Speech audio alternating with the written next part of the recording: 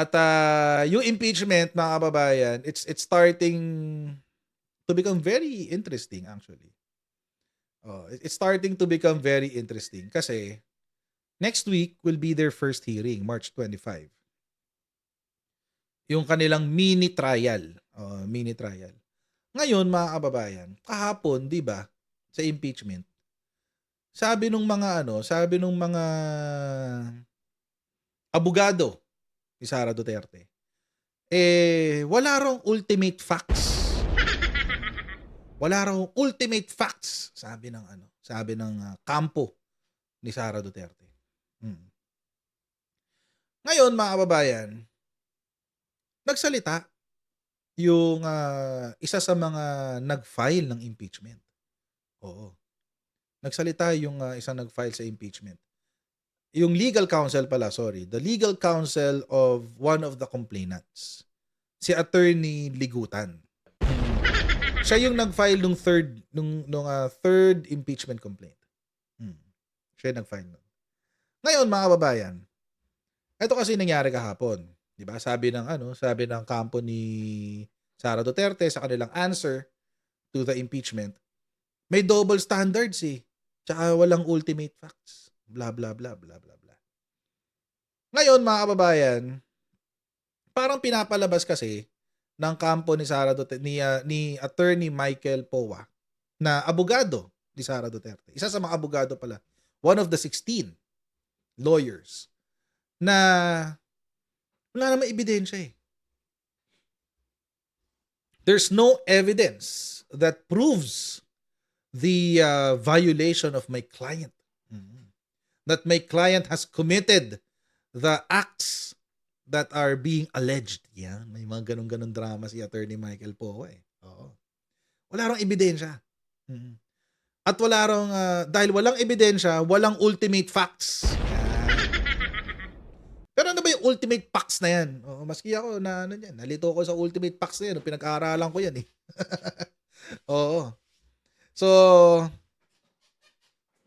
may video, wala pa yon, sabi natin Mishi.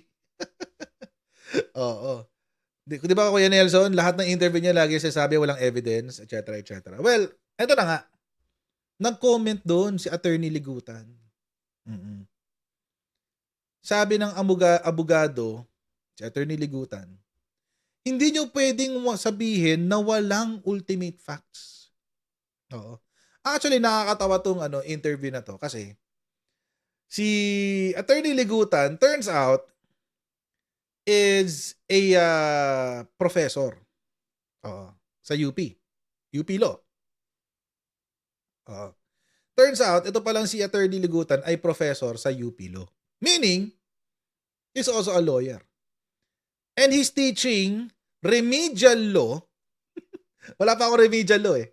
Hindi pa ako umabot sa remedial law. So, nagtuturo siya ng remedial law sa mga sa UP Law. Mga kababayan, pag sinabi mong UP Law, isa yan sa mga premier law schools ng Pilipinas. Oo. Naglalaban yan sa sa bar exam eh, first and second. UP tsaka Ateneo, lagi yan, galaban yan. Pero for the past few years, may mga ibang schools na nakakapasok na sa number 1.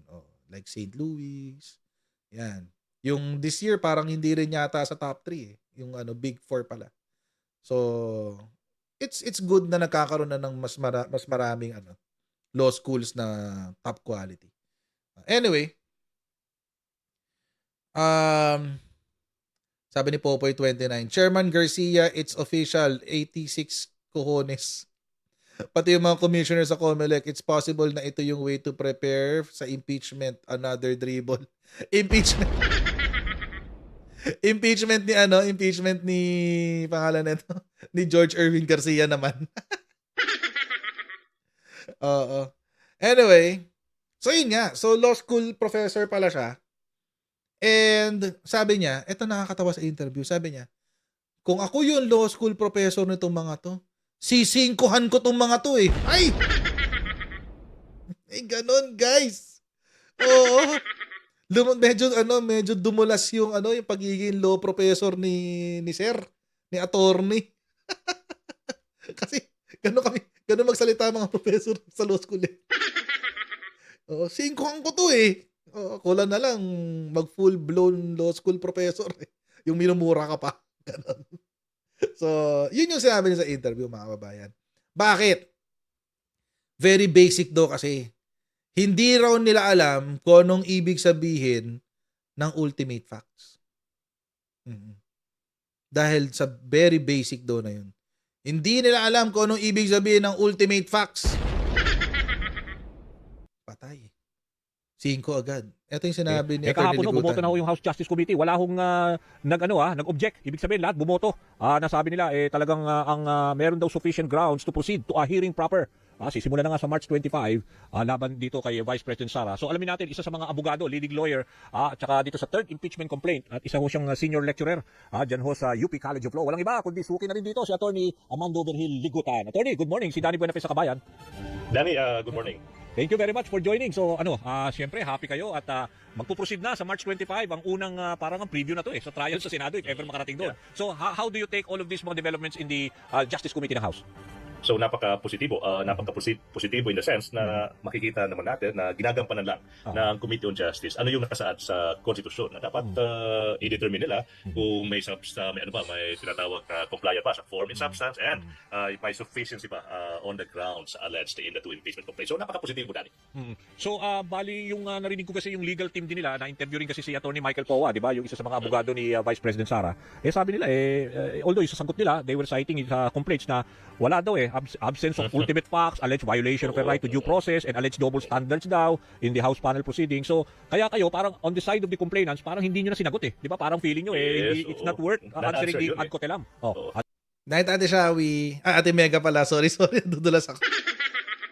Good night, Ate Mega. Pahinga ka na po. Get well soon. Ayan. Okay. So, yan. Tuloy natin. Alam mo, Danny, I think give me an opportunity, no?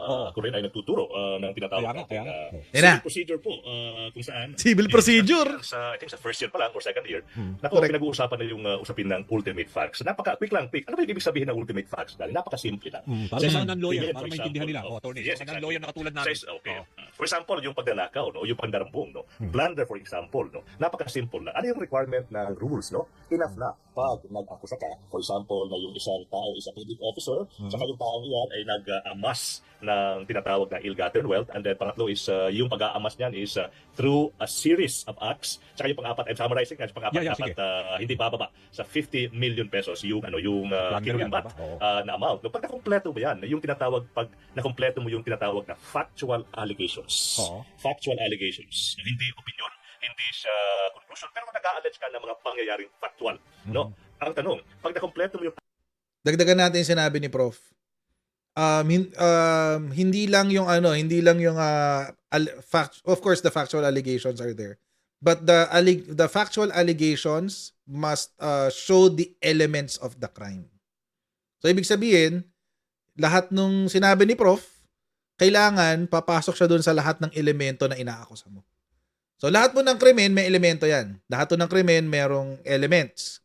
So, like yun, sinabi ni attorney kanina, for plunder, kailangan you should be a public officer, tapos you should have amassed wealth or stolen from the coffers of the government. Tapos you have at least 50 million yung nanakaw. And I think meron pa isa parang in conspiracy pa with or manipulated manipulated something the system of the government to amass that wealth. So, dapat kumpleto 'yon. Kapag hindi kumpleto 'yon, yun yung sinasabi ni Michael Poa na walang ultimate facts. So, pero we're not even talking about evidence yet. Allegations lang. Ibig sabihin, may pangyayari. Merong ganong ganap. Nangyari yung ganito. At yung elemento ng krimen ay pumasok doon sa mga elemento na yun. Okay. Malinaw ba? Ayan. Oo. So, ganun ho yun. Di ba, Ate Florida Agcawili? Salamat po sa inyong super chat. Wow naman! Wow! Wow! So, yun. Ganun dapat yun. So, yung ultimate facts are factual allegations that meet the that meet the requirements or the elements of a crime. Ayun. Tuloy natin. Apat na requirements na elementong yan, for example, no, yung abbreviated elements ng Yeah. plunder. Okay, sapat na po yan. Yun lang yung hinihingi na basic requirements under the rules for purposes of alleging ultimate facts. Yung ultimate facts, like sinasabing, you just need to allege. Okay? Mhm. Ano yung counterpart niyan, Daddy? Yung counterpart will be yung tinatawag na evidentiary fact. Ibig sabihin nun, you allege ultimate facts and then you prove them with evidentiary facts. Yun. Napaka-simple po, no? Kaya nga, with all due respect po, parang hindi ko po maintindihan yung ating counterparts in the defense team. In the sense na sinasabi nila, wala daw ultimate facts kasi nga hindi pa daw na-prove. Oo. Naku, Oo. mali. Iba yung ultimate facts. That's the first round pa lang. First round ng boxing, yung pangalawa, evidentiary facts. So sinasabi nila, wala ultimate facts kasi walang ebidensya. With all due respect po, parang nakalimutan po ata ng ating mga counterparts sa defense team. Ano ba yung basic concept ng ultimate facts? So, that's why, sa lahat po ng interviews, talagang ini-explain po natin yan sa pamamaraan. Kasi tingin natin may intindihan ng tao ba yan. Kasi parang ang lumalabas doon sa sagot nila, parang in effect doon sa legal parlance, parang motion to dismiss na walang jurisdiction itong Yes. committee na to.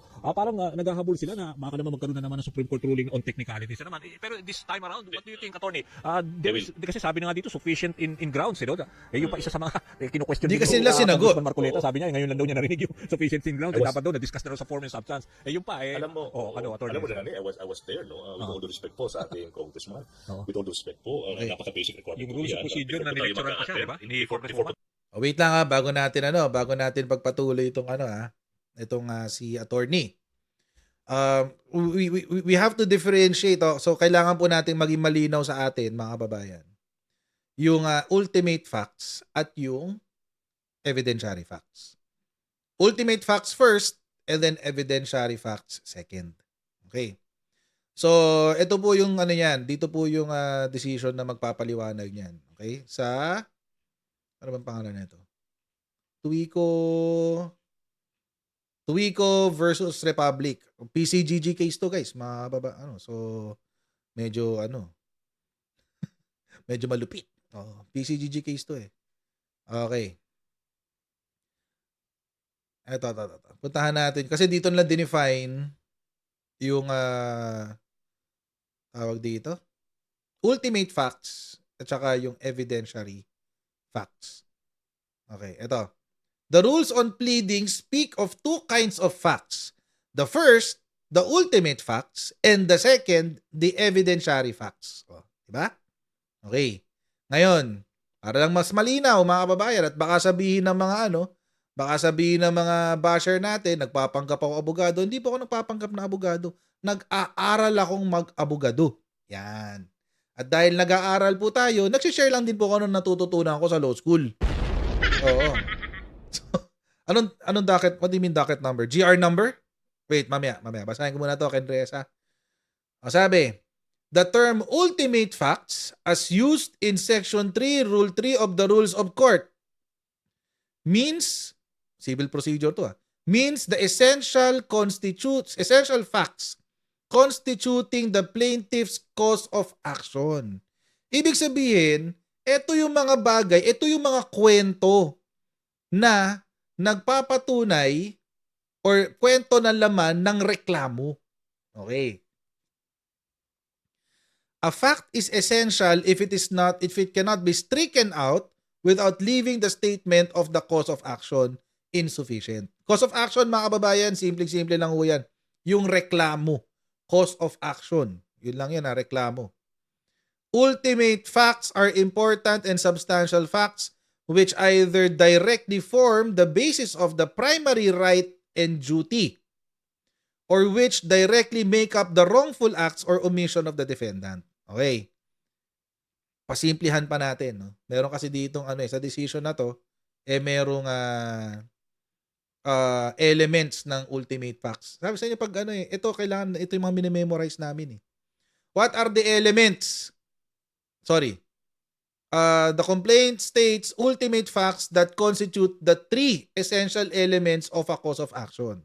Una, the legal right of the plaintiff. Yung karapatan, siya ba ay merong legal standing. Pangalawa, correlative obligation of the defendant. Meron bang obligasyon yung kinasuhan na dapat niyang ginawa pero hindi niya ginawa? or dapat niyang gawin, pero or dapat niyang hindi ginawa, pero ginawa niya. Yung obligasyon niya. And the act or omission of the defendant in violation of the legal right. Usually, mga kababayan, makikita natin sa mga kontrata. Halimbawa, may kontrata tayo. Bibilin ko ang lupa nyo sa halagang 1 million pesos. Halimbawa lang. Nagpirmahan tayo sa kontrata. Okay. Binayaran, binigay nyo sa akin yung titulo ng inyong lupa. Kasi may usapan tayo eh. Binigay nyo sa akin yung titulo, tapos, nagbigay ako sa inyo ng cheque bilang kabayaran. Okay. Tinransfer ko ngayon yung pangalan sa aking, yung titulo sa aking pangalan. Kayo naman, nag-encash kayo ng cheque ko, tumalbog yung cheque. Yun. Ano ang legal right mo bilang plaintiff o naghabla? Ang legal right mo ay mabayaran sa lupang inibinigay mo sa akin. Ano naman ang obligasyon ko? Ang obligasyon ko ay bayaran ka ng 1 milyong halaga ng lupa mo. Ano yung ginawa ko or hindi ko ginawa na naging parte ngayon ng iyong reklamo? Ang aking ginawa ay nag-issue ako ng checking walang pondo, which is the violation of the bouncing checks law. So, yun yung ibig sabihin natin ng ultimate facts. Dapat may ganun. Hindi pa natin pag-uusapan yung ebidensya. Doon pa lang muna tayo sa kwento. Yun yung sinasabi ni Prof. Bakit daw paulit-ulit na sinasabi ng mga nitong attorney POA at ng mga abogado ni Sara Duterte na walang ultimate facts? Meron kaming aligasyon. Magbibigay siya ng example mamaya, Ate Maggie Akbay. Salamat sa iyong Wow super. naman! Yan. Ay, pato lang sound si Babalu. Parang hindi siya tumunog. Oo. Anyway, mamaya ko ayusin yan. So, yun. Yun ngayon yun. So, mga kababayan, sa kaso ni Sara Duterte, ano yung mga pwedeng magkaroon ng ultimate facts? Halimbawa, yung death threat sa presidente. Ano yung ultimate facts niyan? Siyempre, merong grave threat. Yung elemento ng grave threat ay naroon. Bakit? Kasi nag-reply si Una, merong threat of, committing harm to the person or the property. Number 2, it is made in public. Number 3, merong fear. Bakit merong fear? Doon sa binantaan. Bakit merong fear? Naglabas ng statement ng presidente, di ba? After. Lalabanan daw niya lahat ng banta sa kanyang buhay. So it created fear doon sa tao na ginawa ng threat. So, yun lang naman yun. So, kung nandun lahat yung elemento na yun, meron kang ultimate fact. Saan ngayon papasok yung video? Yung video papasok doon sa evidentiary facts. Sa ebidensya na. So, tama ho yung sinasabi ni Atty. Ligutan na maling sabihin na walang ultimate facts. Kasi nandoon na lahat naka-allege na nakasulat na nga yung ultimate facts. Hindi pa natin pinag-uusapan yung ebidensya. Wag muna kayong pumunta sa ebidensya. Dito muna tayo. Advance mag-isip Oo. Bakit?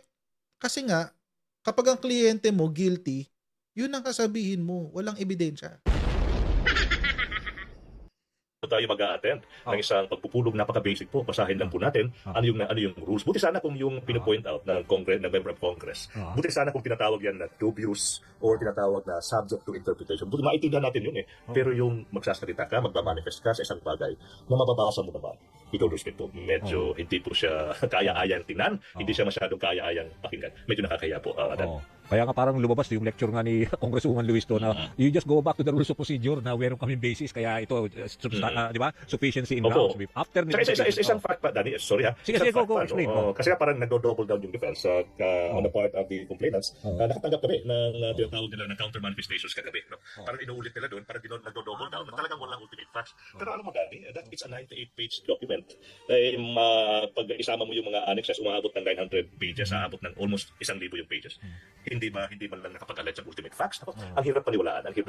So, 900 pages, wala man lang ultimate facts. On their tinatawag na misconception, yung ultimate facts. Mali na nga yung pagkakaintindi nila na isang bagay na napaka-basic sa rules of procedure, ultimate facts. And then na-point out na nga, yung may mga members of the committee na nagsabi na disappointed sila sa naging tugon or naging hindi pagtugon ng Vice President. Pero here comes yung defense team. Talaga nagdodobo. Sabi nila, hindi. We stand by our opinion na wala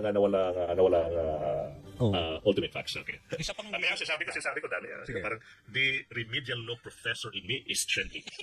nagiging challenges ang mga challenges ito sa mga nasa law profession. Alam mo, Dani, in one interview, sabi ko, nako, kung nag-i-estudyante ko, ako bibigyan ko ng 5 yung mga yan. Yun! 5 daw! 5 kayo! 5 kayo, boy! Sabi ni Professor!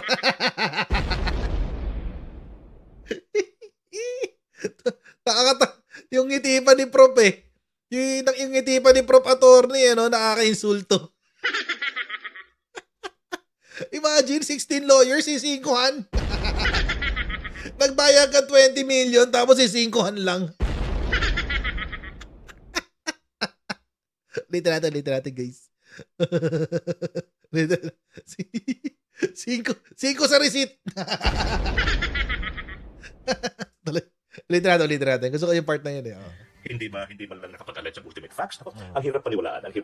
So kaya nga parang they are doubling down on their tinatawag na misconception, yung ultimate facts. Mali na nga yung pagkakaintindi nila na isang bagay na napaka-basic sa rules of procedure, ultimate facts. And then na-point out na nga, yung may mga members of the committee na nagsabi na disappointed sila sa naging tugon or naging hindi pagtugon ng Vice President. Pero here comes yung defense team. Talaga nagdodobo. Sabi nila, hindi. We stand by our opinion na wala ultimate facts. Okay. Isa pang Sabi ko, Dani, parang the remedial law professor in me is trending. so parang nagiging challenges ang mga challenges ito sa mga nasa law profession. Alam mo, Dani, in one interview, sabi ko, nako, kung nag-i-estudyante ko, ako bibigyan ko ng 5 yung mga yan. Anyway, ito. Bigyan doon ng 5. Ang malala, mga kababayan, kung 5 na nga, transmutated pa. Na-transmute na. Yung, di ba yung transmute, yung kapag para mahila yung grade mo pataas. Oo. Yun yung masakit dun eh. Na 5 ka na, na-transmute na nga yung grade, 5 ka pa rin. Yun yung pinakamasakit sa lahat. Ibig sabihin na walang kwenta yung semester mo. Diyos ko. Ang lala nun, guys. Ang sakit-sakit nun. Oo. Sabi ni Ken Reyes, ako lagi tres. Okay na yan. Maging happy ka sa tres, Brad. Mga kababayan, ito ma-share ko lang sa law school, kapag naka-tres ka, feeling mo naka-90 ka. Promise. Kahit tres ka lang, feeling mo talaga naka-90 ka, naka-95, ganun. Sa sobrang hirap ng law school. So, maging happy ka na, Ken Reyes, sa tres. Promise. Oo. Diyos ko, oo. Ganun. Grabe, no? Law professor, gaganyanin ka. Tapos ang tagal-tagal mo ng abogado. Yun, nakakahiya dun eh. Tapos pa-interview ka pa, tapos sasabihin lang sa'yo ng law professor, ultimate facts nga, hindi mo alam eh. Kung sa dyan, kita, tinrest kita eh. Ay, siningko kita. Diyos ko. Oo. My God. Yung isa sa mga observation na medyo na rin ako. Di ba, Jay Carino? Masaya na tayo sa tres. Okay na yun. Ano grade ko? Hindi nyo malalaman. Hindi nyo malalaman. Oo. Basta importante, pumasa. Kesa yung hindi. Oo. Diba? Ganun lang kasimple. Okay lang naman yun. Importante pumasa. Diyos ko, napakahirap ng law school eh. Napakahirap talaga. Alam nyo, shoutout sa mga naglo-law school dito sa sa channel ko. Shoutout sa inyo talaga. Shoutout sa sipag nating lahat. Kasi Hindi to naiintindihan ng mga ano na hindi dumadaan. Mm.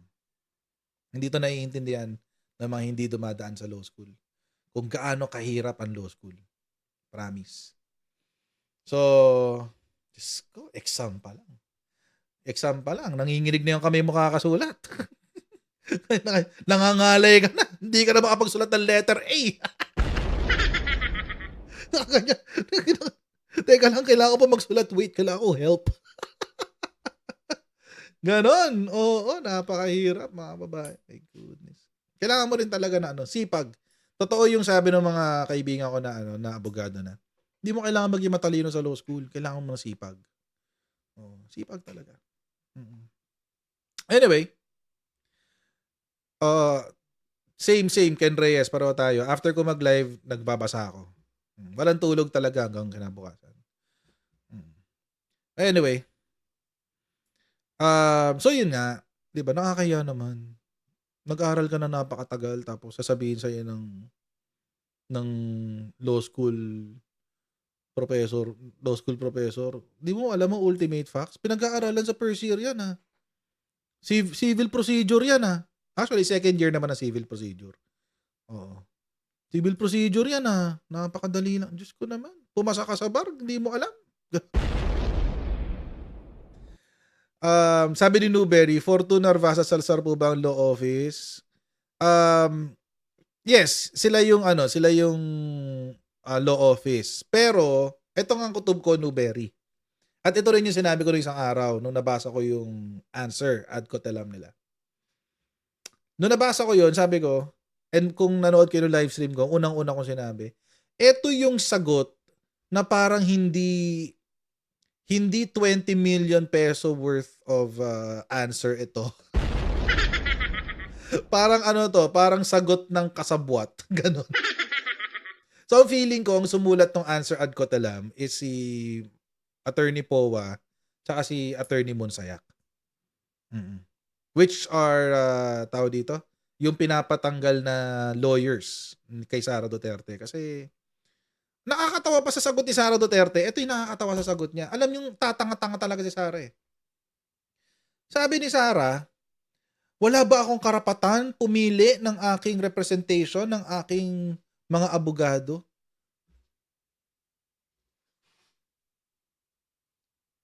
Ha? Babawasan ka lang ng 2? Wala ka ng representation? Ha?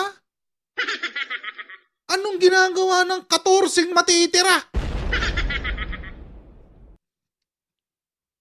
Diyos ko! My goodness. Oo.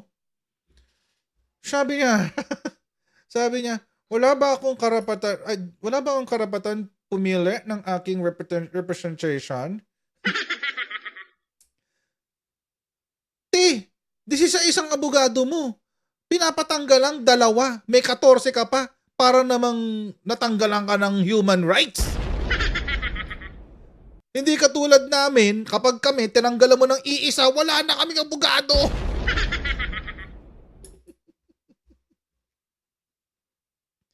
Diyos ko. Alam niyong bobo talaga eh. Oo.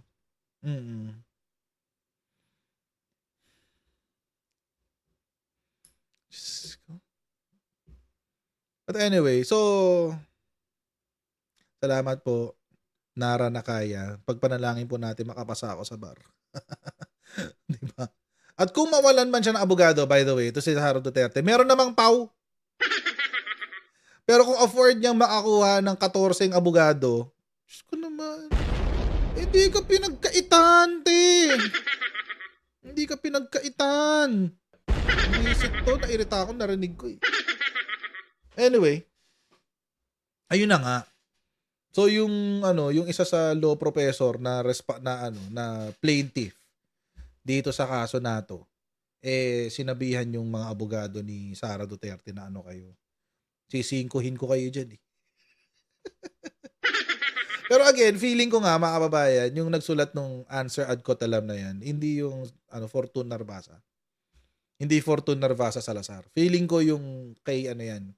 Si Powa yan. Si Powa tsaka Monsayak. Kaya Kaya ganyan. Mm. Kasi kasi palyado guys. Sabi ni Lonely Islander, paano i-justify ng kanyang SALN yung 16 lawyers? 80 million lang yata declared sa SALN niya. 80 million yung declared, pero kung and this is how the Supreme Court decided on how ill-gotten wealth is determined. Sabi po sa GR 152158, yung kay Marcos versus PCGG. Sabi,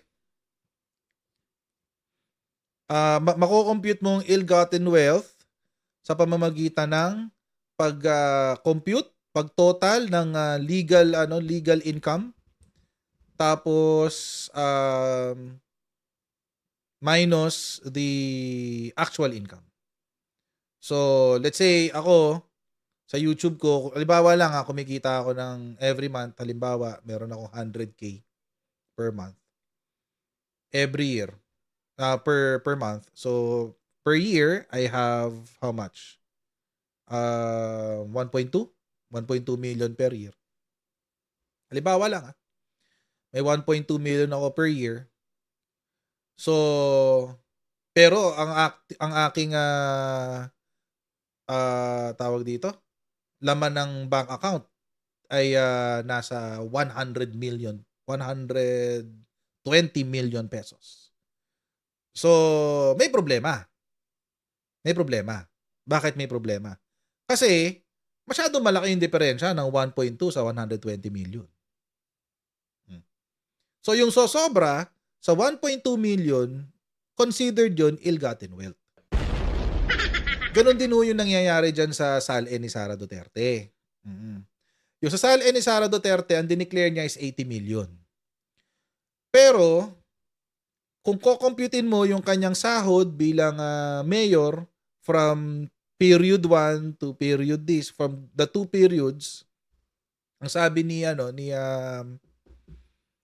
Congressman, what's his name?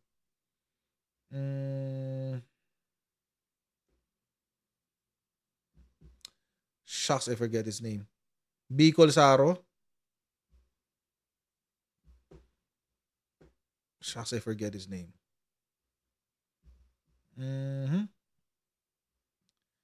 Bicol Saro party list. Terry Redon. Ayan, thank you very much, Article PH. Terry Redon. Sabi ni Congressman Terry Redon ng Bicol Saro party list, kung kukomputin mo yung kanyang legal income from parang 2008 yata basta period na yun, from that period until 2024, dapat nasa 50 million lang or 53 million. So may sobra. May sobrang 30. Saan nanggaling yung 30? Yun. Yung sinasabi niya. Or 40 million lang yata. Basta 50 mahigit 50% mahigit yung niya, yung dagdag. Pero yun lang yung declared sa SALN. Take note Yun lang yung declared sa SALN. Hindi pa kasama yung mga nasa bank accounts niya. So, meron pang meron pang question mark. But at the end of the day, mga kababayan, the impeachment proceedings will continue. At lahat ng mga tanong na ito ay nagdesisyon naman na valid, sufficient in grounds, di ba? So, magpapatuloy ang impeachment. By the way, Ken Reyes, yung GR number is nung Tantuico versus Republic is GR number 89114. GR number 8. Ito, share ko na lang yung link. Ito yung link. Kayo na bahala. Kasi may nagtanong si Ken Reyes yata yung nagtanong nung GR number. Yan. So, GR number 89114. Yung definition ng ng tao dito ng tawag doon. Ito na, tinatamaan na rin ako ng antok, guys. Ultimate facts versus evidentiary facts. So, yun mga kababayan. At sana magpatuloy yung impeachment at sana makuha natin yung resulta na magbibigay hustisya para sa Pilipinas. Mga kababayan. And naniniwala naman ako na kayang gawin eh. Kaya naman gawin siguro yun. But it will really need the political will of every department, every member of Congress, every member of the Senate na talagang paninindigan yung tama. Hindi yung dedepensahan yung pagkakamali ni Sara Duterte. Oo. So mga kababayan, hanggang dito lang po muna tayo for today. Please don't forget to like, share, and subscribe, and I'll see all of you tomorrow in our next Coach Jarrett Live. God bless! See you tomorrow, guys. Bye!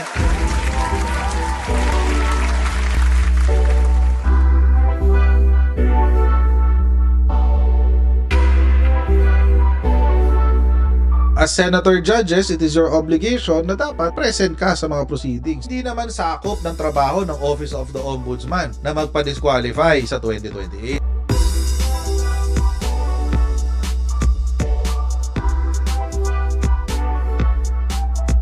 I-identify na natin lahat ng Manchurian candidates. Tigil-tigilan na natin yung kalokohan natin.